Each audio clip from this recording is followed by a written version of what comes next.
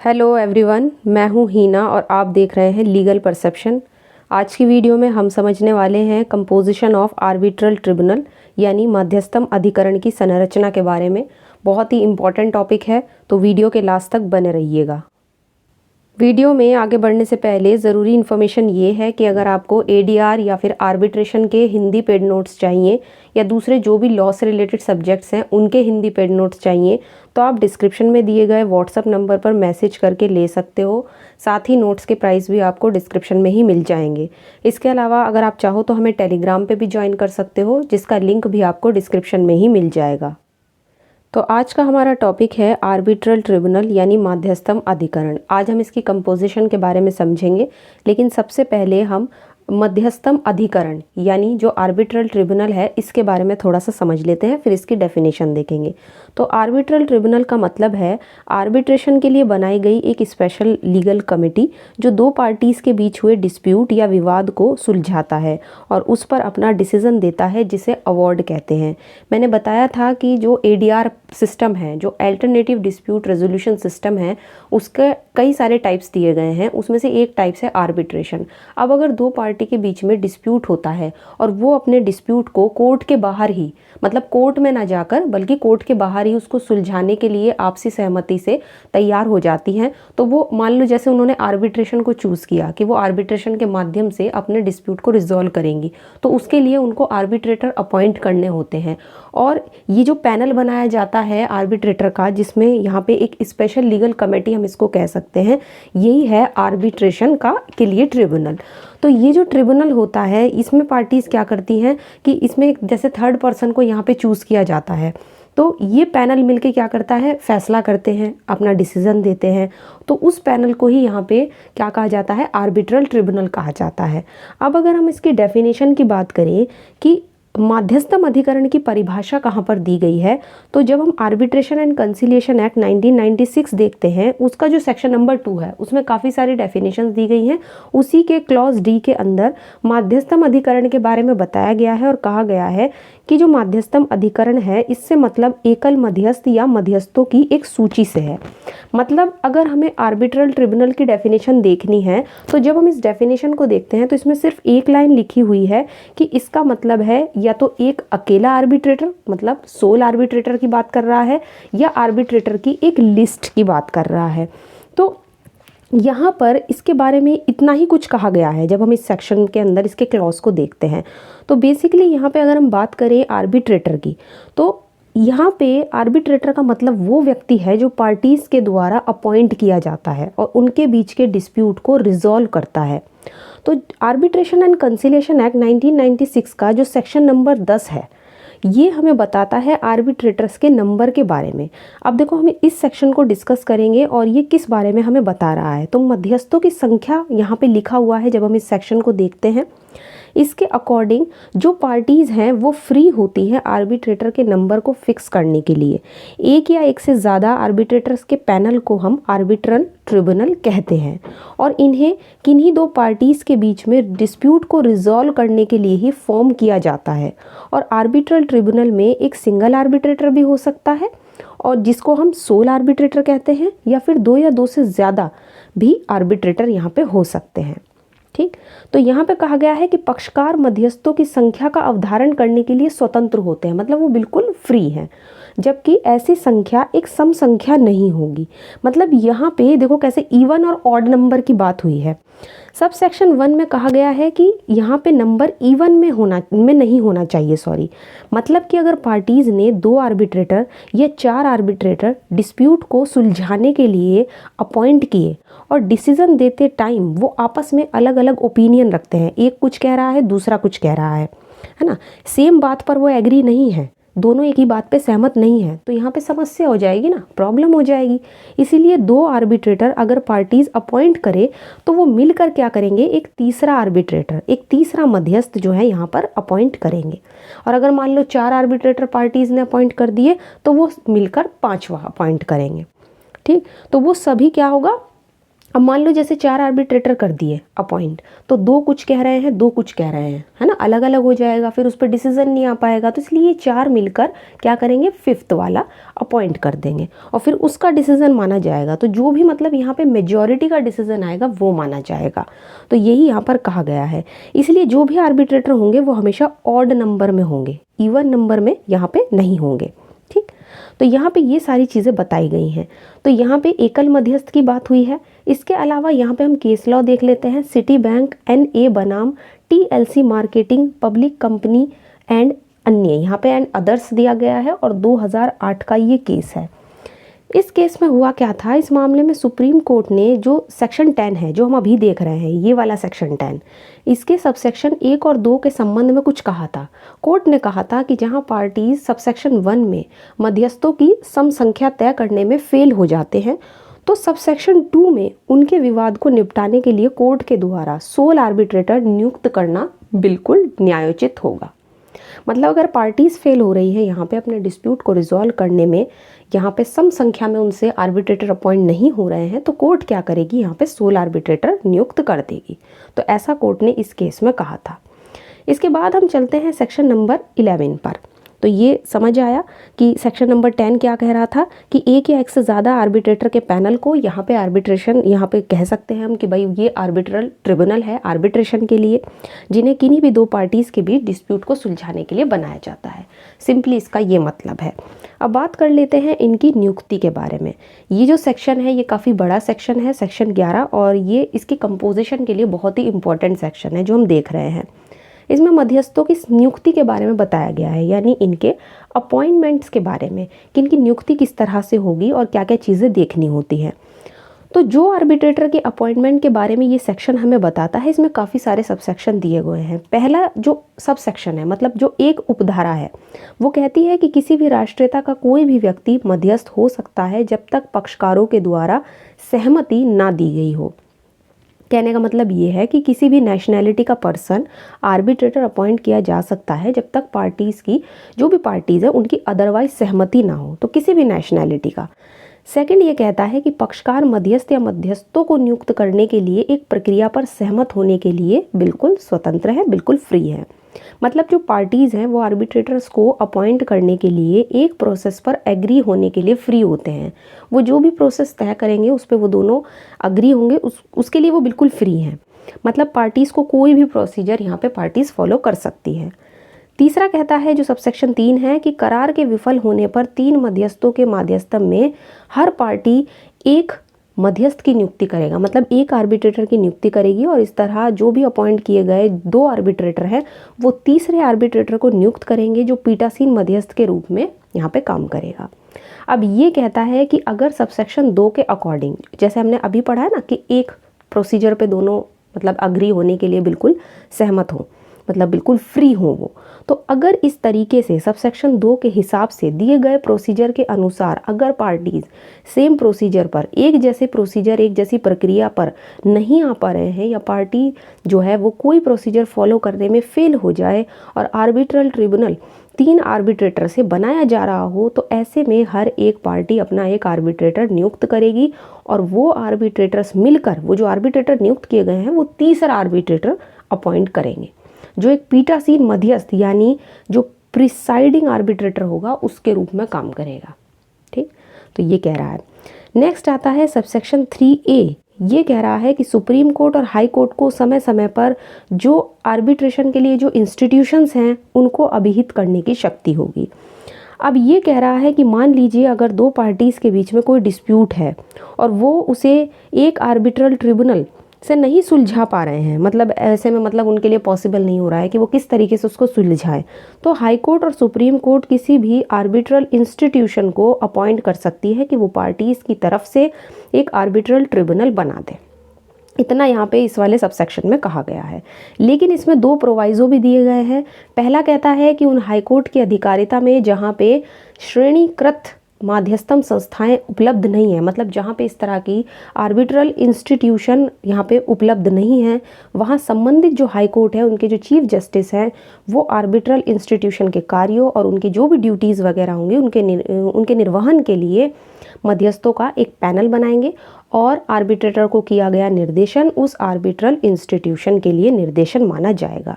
मतलब अगर किसी हाई कोर्ट के जुरिडिक्शन में ग्रेडेड आर्बिट्रल इंस्टीट्यूशन नहीं है तो हाई कोर्ट के चीफ जस्टिस को यहाँ पे ये पावर दी गई है कि वो एक पैनल तैयार करेंगे, उसको मेंटेन करेंगे, जो आर्बिट्रल ट्रिब्यूनल के कार्यों मतलब उनके जो भी फंक्शंस होंगे, जो भी ड्यूटीज़ होंगी, वो उनको फॉलो करेंगे।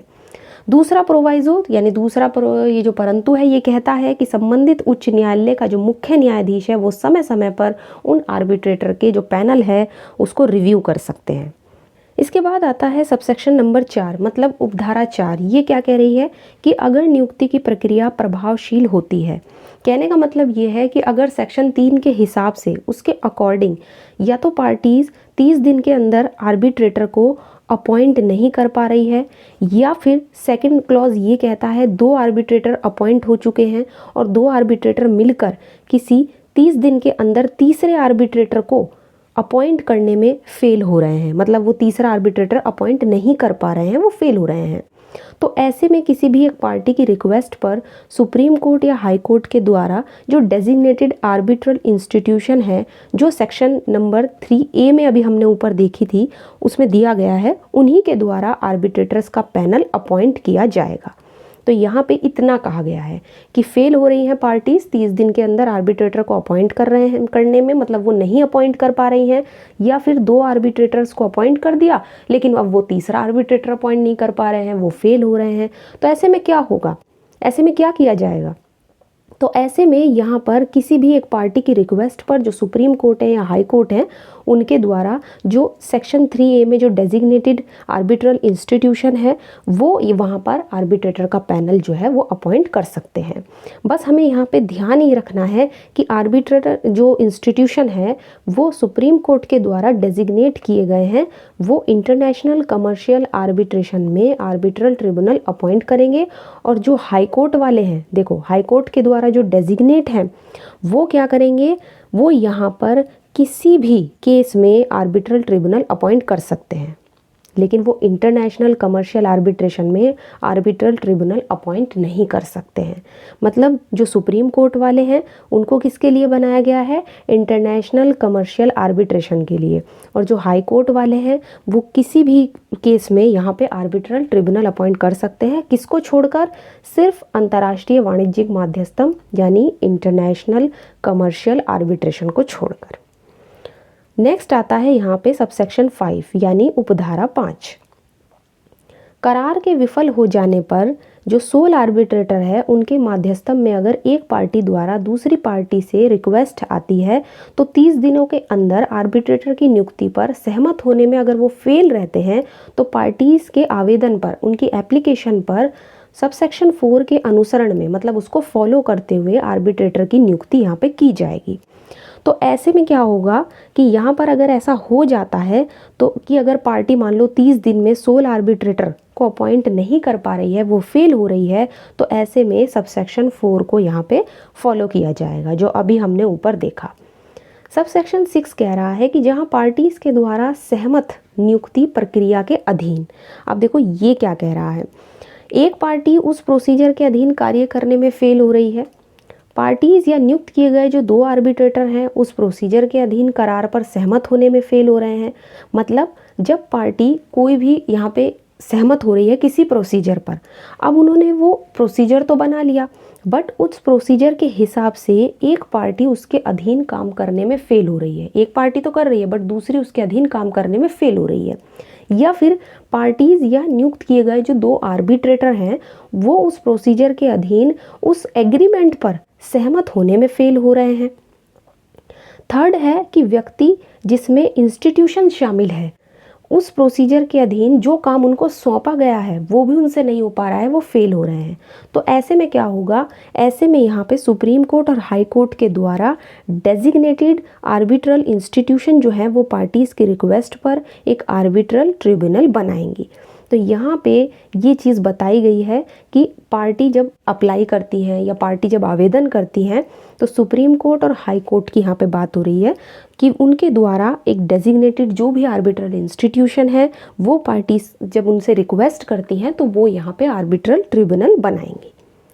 यहाँ पे नेक्स्ट आता है सबसेक्शन 4, ये निकाल दिया गया है, ये हमें ध्यान रखना है। माध्यस्थम सुलह संशोधन अधिनियम 2019 में जो अमेंडमेंट हुआ था उससे इस वाले सबसेक्शन को रिपील कर दिया गया है। सबसेक्शन 8 कहता है कि जो अभी हमने ऊपर उपधारा 4, 5 और 6 देखी हैं उनके संबंध में आर्बिट्रल इंस्टीट्यूशन की जो बात हो रही है वो मध्यस्थों को नियुक्त करने से पहले सेक्शन 12 में जो भावी मध्यस्थ हैं लिखित में प्रकटन की अपेक्षा करेंगे, जिसमें क्या क्या चीज़ें होंगी। मतलब आर्बिट्रेटर के पास यहाँ पे देखो पर्टिकुलर क्वालिफिकेशन है या नहीं ये देखा जाएगा।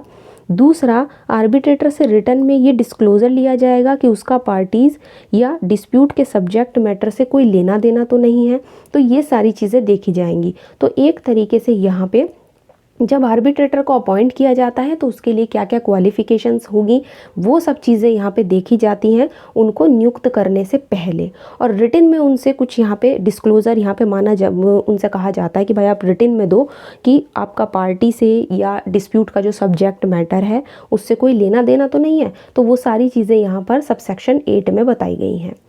सबसेक्शन 9 की बात करूं तो ये बात कर रहा है इंटरनेशनल कमर्शियल आर्बिट्रेशन की, और इसमें कहा गया है कि इसमें सोल या जो एक तो सोल आर्बिट्रेटर की बात हुई है और दूसरा हो रहा है इसमें थर्ड आर्बिट्रेटर की, कि उसकी नियुक्ति के मामले में इंडिया में जो सुप्रीम कोर्ट है उनके द्वारा जो नामदिष्ट माध्यस्थम संस्था है, मतलब जो डेजिग्नेटेड आर्बिट्रल इंस्टीट्यूशन है, वो पार्टीज़ की नेशनैलिटी से भिन्न नेशनैलिटी के मध्यस्थ की नियुक्ति कर सकेंगे जहां पक्षकार विभिन्न राष्ट्रीयता के होते हैं। मतलब कहने का ये है कि किसी भी इंटरनेशनल कमर्शियल आर्बिट्रेशन में अगर कोई सोल आर्बिट्रेटर या कोई थर्ड आर्बिट्रेटर अपॉइंट किया जा रहा है तो ऐसे में सुप्रीम कोर्ट के द्वारा जो डेजिग्नेटेड आर्बिट्रल इंस्टीट्यूशन है वो पार्टीज़ की नेशनैलिटी से अलग नेशनैलिटी के व्यक्ति को या पर्सन को सोल या थर्ड आर्बिट्रेटर अपॉइंट करेंगे। क्योंकि देखो इसका उद्देश्य ये है कि जिससे सोल आर्बिट्रेटर या थर्ड आर्बिट्रेटर पक्षपात ना कर पाएँ। इन्हें क्या होगा कि इससे क्या होगा कि फेवरिज्म के चांसेस बहुत ज़्यादा बढ़ जाते हैं कि वो पक्षपात कर सकते हैं। इसीलिए पार्टीज़ जिस नेशनैलिटी की है थर्ड आर्बिट्रेटर या सोल आर्बिट्रेटर अलग नेशनैलिटी का होना चाहिए, ये यहाँ पे कहा गया है। इसके बाद फिर सबसेक्शन 10 फिर यहाँ से निकाल दिया गया है 2019 के संशोधन से। तो बात कर लेते हैं सबसेक्शन 11 यानी उपधारा 11 की।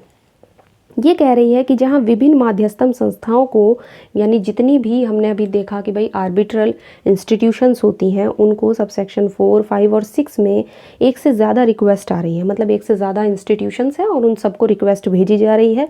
तो वहाँ जिस आर्बिट्रल इंस्टीट्यूशन को सबसे पहले रिक्वेस्ट भेजी गई है वही आर्बिट्रेटर को अपॉइंट करेगी। मतलब जिस आर्बिट्रल इंस्टीट्यूशन को सबसे पहले पार्टीज़ ने रिक्वेस्ट किया था सिर्फ वही आर्बिट्रल ट्रिब्यूनल को अपॉइंट कर सकता है, उसी के पास ये पावर होगी, भले कितने ही सारों को यहाँ पे जो है रिक्वेस्ट भेजी गई हो। सबसेक्शन 12 क्या कहता है, जहाँ उपधारा 4, 5, 6 और 8 में निर्देशित किए गए जितने भी मामले हैं उसमें इंटरनेशनल कमर्शियल आर्बिट्रेशन या किसी अन्य माध्यस्थम से संबंधित होते हैं, उन उपधाराओं में जो भी आर्बिट्रल इंस्टीट्यूशन है उसको निर्देशित संदर्भ को उपधारा 3A में माध्यस्थम संस्था को अभिहित माना जाएगा। मतलब जिस यहाँ पे आर्बिट्रल इंस्टीट्यूशन को अगर कोई यहाँ पे एक तरीके से निर्देशित किए गए मामले हैं उनको भेजे गए हैं तो यही माना जाएगा कि वो जो मामले हैं सेक्शन 3A में उसी आर्बिट्रल इंस्टीट्यूशन को भेजा गया है। तो ये कहता है सबसेक्शन 12। ये इतना ज़्यादा इम्पॉर्टेंट नहीं है, बस थोड़ा समझने के लिहाज से है। नेक्स्ट है सबसेक्शन 13 यानी उपधारा 13। ये कह रही है मध्यस्थ या मध्यस्थों की नियुक्ति के लिए किए गए आवेदन को माध्यस्थम संस्था द्वारा विरोधी पक्षकार को नोटिस तामील करने के दिन से 30 दिन के अंदर व्यनित कर दिया जाएगा। यानी ये डिस्पोज ऑफ की बात करता है। इसके हिसाब से अगर सबसेक्शन 11 में, जो अभी हमने सबसेक्शन 11 ऊपर देखा है, उसमें अगर किसी आर्बिट्रल इंस्टीट्यूशन को रिक्वेस्ट की गई है कि आर्बिट्रल ट्रिब्यूनल के अपॉइंटमेंट के लिए या उसका अपॉइंटमेंट किया जाए तो वो इस रिक्वेस्ट को 30 दिन के अंदर यहाँ पे डिस्पोज ऑफ करेगा। तो यहाँ पर इस सबसेक्शन में यही बताया गया है। नेक्स्ट है सबसेक्शन 14 यानी उपधारा 14 जो कहती है कि आर्बिट्रल ट्रिब्यूनल की जो फीस है उसका निर्धारण और जो आर्बिट्रल ट्रिब्यूनल को इसका भुगतान करने का जो तरीका है वो इसी एक्ट के यानी आर्बिट्रेशन एंड कंसिलिएशन एक्ट 1996 की जो शेड्यूल 4 है उसमें दी गई फीस दरों को ध्यान में रखते हुए ही आर्बिट्रल इंस्टीट्यूशन के द्वारा किया जाएगा। तो ये जितने भी हमने सबसेक्शंस देखे ये थोड़े इंपॉर्टेंट है क्योंकि देखो आज का जो हमारा टॉपिक था वो कंपोजिशन के बारे में था कि आर्बिट्रल ट्रिब्यूनल का कंपोजिशन हमें पढ़ना था और वो किस तरीके से दिया गया है इस एक्ट में। तो ये जो हमारा 1996 का आर्बिट्रेशन एंड कंसिलिएशन एक्ट है ये काफ़ी इंपॉर्टेंट है क्योंकि इसमें जो भी सेक्शंस दिए गए हैं वो कुछ बहुत ज़्यादा इंपॉर्टेंट है क्योंकि इसमें कंपोजिशन दिया गया है। फिर आगे के जो हम वीडियोस करेंगे उसमें हम देखेंगे कि ज्यूरिसडिक्शन भी अलग से दिया गया है, तो हम ज्यूरिसडिक्शन पढ़ेंगे आर्बिट्रल ट्रिब्यूनल का। इसके अलावा अभी लास्ट वीडियो में हमने क्या डिस्कस किया था, आर्बिट्रेशन एग्रीमेंट के बारे में जो काफ़ी इंपॉर्टेंट था। तो आगे की वीडियो में जो भी हम डिस्कस करेंगे वो एग्ज़ाम के पॉइंट ऑफ व्यू से आपके काफ़ी इंपॉर्टेंट टॉपिक्स हैं, एडीआर के जितने भी टॉपिक्स हैं। तो आज की वीडियो में इतना ही। वीडियो अगर अच्छी लगी है तो इसको लाइक कीजिए, शेयर कीजिए और अगर चैनल पर नए हैं इसको सब्सक्राइब कर लीजिए। इसके अलावा आप हमें टेलीग्राम पे भी ज्वाइन कर सकते हो जिसका लिंक आपको डिस्क्रिप्शन में मिल जाएगा। तो आज की वीडियो में इतना ही, मिलते हैं नेक्स्ट वीडियो में।